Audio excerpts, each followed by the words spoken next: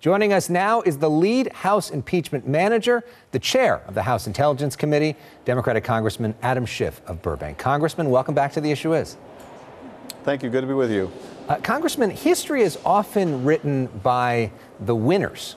How do you think history will write the story of the impeachment trial of Donald Trump? Well, I said as much during the trial, history will not be kind to this president because whenever we've turned our back on the values of this country, we've regretted it. And I think those that stick by this president, knowing that he lacks character, knowing he is without moral compass, and in the case of the Ukraine scandal, he sacrificed our national security for personal political favors. History will be very unkind to him and will be unkind to those that stood with him and refused to do their constitutional duty. I think Mitt Romney, however, will have a cherished place in history as someone that had the moral courage to stand up and do what's right. And I would say also certain Democratic senators who showed great courage, like Joe Manchin and Doug Jones, among others. So there are some profiles in courage here that history will be kind to, but the decision by senators not to have a real trial or a fair trial, not to allow witnesses and evidence, and then to say, nonetheless, the House proved its case, but we refuse to convict, will not reflect well on them. But you mentioned Mitt Romney. When Mitt Romney gave that speech, what went through your mind having made that case? And were you surprised? I was surprised, and what went through my mind is, I had said in the preceding week, or I guess it was actually only a couple days earlier, in my close, is there a single one among you who will be the David that stood up to Goliath? Because even a single person of courage can change history. I didn't know whether there would be such a person. It turns out that person was Mitt Romney, and that this was the nominee, Republican nominee for president in the last cycle before Donald Trump, that he would have the courage to do it, be the first in history to vote to convict and remove a president of their own party, was an extraordinary act of, I think, of faith and courage. And what's more, to me, I talked about at the end of the trial how the founders presumed that we would have sufficient virtue for self-governance. And I think that's exactly what Mitt Romney showed, and it gives me a lot of optimism coming out of this trial. President Trump doesn't like what Mitt Romney did, and he doesn't like you very much either. Here's what President Trump said about you this week. Adam Schiff is a vicious, horrible person. So he described you in the two words as vicious and horrible. What are two words you would use to describe President Trump? Well, I don't know, but I will say this, it's his habit, and there must be a pathology to it, to project onto others his own lack of morality. And I think that's what you see here when he attacks others for being mean or vicious. That's his characteristic, and and it really drags the presidency down. I think it pulls the country down. We've never had someone so debase their office by engaging in these kind of personal attacks and rhetoric. But he only diminishes himself. And for me, it's nothing new. I'm used to his taunts. They've been going on for over 3 years now. So what are your two words for President Trump? Well, I don't know that I have two words, but I would say start acting like a president, put the country first. But at the same time, he is who he is. And I think we have seen enough to know that's just not his character. He doesn't have the kind of character we want in a president of the United States. You never really know how important character is in the highest office in the land until you have someone without it. And now we're seeing that in spades. There have been reports that your office, there was some suspicious white powder there. Been a lot of reports about death threats against you in the preceding days. Are you concerned about your safety? Are you concerned about the safety of your family? We have safety concerns, and we're doing our best to address them. It's a function of a couple things. It's a function of these presidential attacks. He tells foreign leaders on TV that, well, back in your country, they used to have a way of dealing with people like Adam Schiff. I mean, they're thinly veiled and sometimes not so thinly veiled threats, and they reach people, some who are not well, and that's a concern. But at the end of the day, I'm just going to do my job. I'm going to keep my head down and do my duty and not let this president deter me in any way. My family feels much the same way. My wonderful staff feels the same way. So we are braving the storm. You believe that President Trump should be removed from office today. But after this trial, he's been acquitted. He's admitted no wrongdoing. His fundraising is up. His poll numbers are up. Is it possible that impeachment actually made it more likely that he will not only be president for the rest of this year, but for the next 4 years? I don't think so, but frankly, the political calculus of whether impeachment would help or hurt in 2020 never was a question for me. It's not something that I was preoccupied with or really thought I should even try to answer. We had a constitutional duty to do. The president committed high crimes and misdemeanors. Even Republican senators that couldn't bring themselves to show the kind of courage Mitt Romney did acknowledged that we had proved him guilty. So we did our constitutional duty. And I do think that we performed an important task in holding this president accountable to the degree that we can without a majority in the Senate. And more than that, sending a message to future presidents that this kind of conduct won't be tolerated. It is impeachable. We will impeach presidents who abuse their power in this way. And I think we expose the president's scheme to the American people so that both the public and the Congress can be vigilant as we go forward to the election. We can be vigilant for other efforts by this president to try to cheat, just as he did by trying to withhold money from Ukraine to coerce it to interfere in our elections. So all of those things I think are important, but at the end of the day, the greatest importance will attach to people at the polling places rejecting this kind of dangerous president who puts his own personal interest above the interest of the country. So if he gets reelected after all this was all worth it? Well, I think whether he gets reelected or not will depend on the strength of the Democratic candidate for president and our ability to turn out voters. If the Democrats turn out voters, then he is relegated to the dustbin of history. It's within our power because there are a substantially greater number of Americans who disapprove of this president than approve of him if they turn out and vote. And I think they will turn out in numbers we have never seen. One of the only Republicans that maybe was really actually listening to your case was Susan Collins, somebody you were potentially trying to win over. She's the moderate Republican senator from Maine. She said you made your case, but, and then she said this to CBS News, something she tried to walk back with Fox News. Take a look. I believe that the president has learned from this case. The president says he did nothing wrong. Why do you think he learned something? He was impeached. So why do you have that feeling that he has changed, that he learned a lesson? Well, I may not be correct on that. It's more aspirational on my part.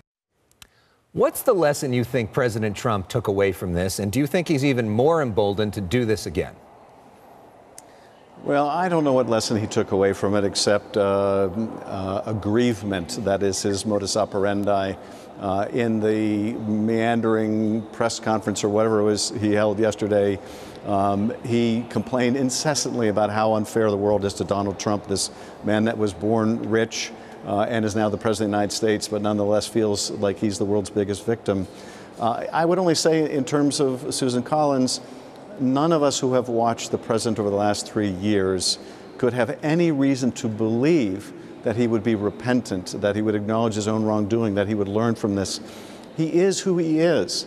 Nothing matters to him except himself. And this is why he's dangerous. He believes that anyone who stands up to him is a traitor or treasonous because he thinks he is the state. And that isn't going to change. So we're going to have to be vigilant in Congress. We're going to have to do everything we can to defend the institutions of our democracy as long as we're forced to suffer his presence in the Oval Office and the threat that poses. But we can't be naive about this and expect that somehow he's going to walk away from this experience chastened the way Bill Clinton did. Rather, if anything, this president always doubles down on his wrongdoing. But what does that mean? You got to be vigilant in Congress. You just tried to impeach him and you lost. And so if he does this again, which he says there's nothing wrong with doing it again, what happens to him?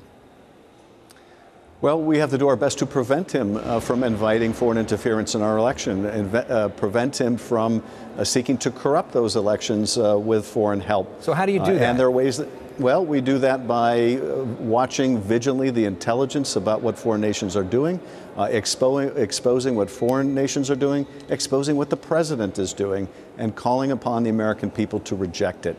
That's all that we can do. The senators who found him guilty but nonetheless voted to acquit, I don't think lived up to their oath to be impartial jurors, but that doesn't relieve us of our obligation to do everything within our power to defend our democracy when it's at great risk. That's an obligation I think we as public servants have. It's an obligation the public has. And what members of the public can do is they can reject any party, any candidate that would willfully make use of foreign interference like this president did in 2016 when he touted all these Russian-hacked emails, like he is trying to do now by coercing another nation to get involved, their nations. But they can do their patriotic duty more than anything else by getting out to vote and rejecting a person of such ill character in the Oval Office. Republicans in the Senate criticized you for not issuing a subpoena to John Bolton, the president's former national security advisor. You have made the point that that probably would have resulted in years of potential litigation. Bolton has now said that he was willing to testify before the Senate if he was subpoenaed. Are you going to now issue a subpoena to John Bolton to come testify in front of the House? Well, first of all, people should recognize the duplicity of the argument that the president's lawyers were making about John Bolton and other witnesses. On the one hand, they were arguing to the senators the House managers should have compelled Bolton to testify in the House, even while they were opposing his testimony in the House, and even while they were in court, arguing in court that the House cannot use the courts to enforce its subpoenas. So the president's lawyers were arguing out of both sides of their mouth, saying to the House, you got to fight us in court, and saying in the Senate, and in the court, they can't do that. So that was a very duplicitous argument. But in terms of the future, when the Senate voted not to hear relevant witnesses like John Bolton, we went back to John Bolton and said, if you're willing to testify, submit to us an affidavit under oath about the events here. The Senate won't let you testify. You can still be heard. And he refused. Apparently he wants to save it for his book, and he'll have to answer to why it was more important for him to save it for the book than it was to tell the American people during the trial. But those facts are going to come out, Alex, and more as additional documents are obtained through litigation. And those senators that voted to put their hands over their ears and cover their head are going to have to answer, why didn't you want to know this? Why didn't you want to see these incriminating documents? Why didn't you want to hear this testimony when it might have made a difference? And what's more, if your argument is let the voters decide, why did you vote against letting the voters hear what people like John Bolton and others had to say? So are you going to buy John Bolton's book? Well, I will probably read the coverage of it. I don't know that I want to contribute to whatever income he earns off that book, given that he was unwilling to testify before the House and unwilling to submit an affidavit during the trial. Let's talk for a moment about the State of the Union. You were there this week for that historic moment as well. Of course, the moment that got a lot of attention was President Trump not shaking the hand of Nancy Pelosi, the Speaker of the House, and then the Speaker of the House literally ripping up his speech afterwards. Were the actions of either of them in that situation helpful to your goal of actually getting something done for the American people? Well, look, we have worked hard to try to get things done. We have, in fact, passed hundreds of bills, some of them very significant, that have sat in the Senate. Mitch McConnell refuses to take them up. The difficulty in getting things done in the Congress has little to do with how much comity or lack of comity there was during the State of the Union, but rather the fact that Mitch McConnell, at the president's behest, will not and refuses to take up any number of important bills to protect people's health care, to make sure people are earning a decent living, that they can have a secure retirement. That has been the problem, more than anything else, more than whether the president made the State of the Union a campaign rally, which is exactly what he did, with Republican members chanting 4 more years. We've never had such an appalling display or that abuse of the Presidential Medal of honor to be provided to this right-wing talk show host during the State of the Union. It was really a travesty, so I can well understand how the Speaker was feeling about that. But at the end of the day, the difficulty, Elex, is the fact that the Senate under Mitch McConnell refuses to take up legislation, not that we haven't moved forward with it. I mean, it's knowing you a little bit, it's hard to imagine you ever making that decision, though, to rip up the speech publicly. Is it fair to say that's not your style? Well, look, I am completely sympathetic to what the Speaker did, and I was aghast, as I know she was, at not just the charade that he was putting on before the House, but how on every page of that address there was falsehood after falsehood after falsehood. The president saying that he was fighting hard to protect people with pre-existing conditions, while he is literally in court fighting to repeal the provision that protects people with pre-existing conditions, claiming that he was cracking down on big pharmaceutical companies when in fact he was getting in the way of legislation to try to lower drug prices. So time after time after time, in ways large and small, I don't think we've ever had a address so riddled with falsehood. And I can well understand the Speaker's frustration with that on behalf of all of us in the House, as well as the kind of spectacle that he was making. So what, if anything, can we realistically actually expect to get done between now and November? Is there anything? We have to get things done. And we showed even through the midst of the impeachment and the trial that we could get a trade deal done, that we could get other things done. And there are certain areas there ought to be broad common ground, like rebuilding our crumbling roads and infrastructure, broadband and a renewable energy superhighway and other things that should enjoy broad support. I don't think we can put that on hiatus until after the election. I'm certainly going to be doing everything I can. I'm very proud that this week, a bill that I've worked now for about 18 years on, the Rim of the Valley Corridor Act to more than double the size of the Santa Monica Mountains Recreation Area, is going to be taken up next week. I'm really proud that through the midst of it, we got the Armenian Genocide Resolution passed. So even through these difficult times, we can get good things done, and I'm going to devote myself to making sure that we do. And nice to talk about local issues for a second as well. So just a question about you, though. For a lot of our viewers can relate to, like, they have a big presentation at work, they're nervous, or they have to give a big speech. Some people can relate to being an athlete and being nervous before a game. What was it like for you as a man, as a citizen, as a lawyer, as a congressman, to go through this process, to be in front of the Chief Justice of the Supreme Court, to be the lead guy? What was this whole thing like for you? Well, I certainly felt a great weight of history on my shoulders. I think all of us that were managers felt that way. The first time we walked onto the Senate floor carrying these articles of impeachment, something that's only happened 2 other times in the history of the country, you feel, a great sense of the moment. But it's like many other things. Once you're in that moment, once you begin your task, you start to forget about the fact that millions of people are watching around the country, or the significance of every argument that you make, and you just do your very best. And I'm really proud of the case that we put on. I think we put on the strongest possible case. I think we proved our case. But all of us, felt the immensity of the experience and what it meant for the country going forward. And we did so, I think, full in the knowledge that we would be treated well by history for standing up for the values that have always been at the heart of what America means. Do you get any sort of break now? I mean, you've been going nonstop forever, it seems like. And if you do get a break, what do? Do you binge watch The Bachelor? Do you play sports? Like what does a break look like for you? Yeah, well, I'm glad you asked that question. It has been quite grueling, and the past couple of months more so than at any other time in my career in Congress. So I am looking forward to a break, a breather. There have been other times, though, I have to say, the last 3 years where I've thought, okay, now certainly I can get a breather, and it never seems to come. And given that this president is a habitual offender, I'm not sure how much longer of a break I'll get. But when I do get the opportunity, I love to go to the gym, I love to run, I like to go to the movies and dinner with my wife. I can't tell you how much I enjoyed after the trial sleeping in and not setting the alarm for the first time. That was just heaven. You tend to appreciate the little things when you're sensory deprived, but my favorite thing is still dinner or movie.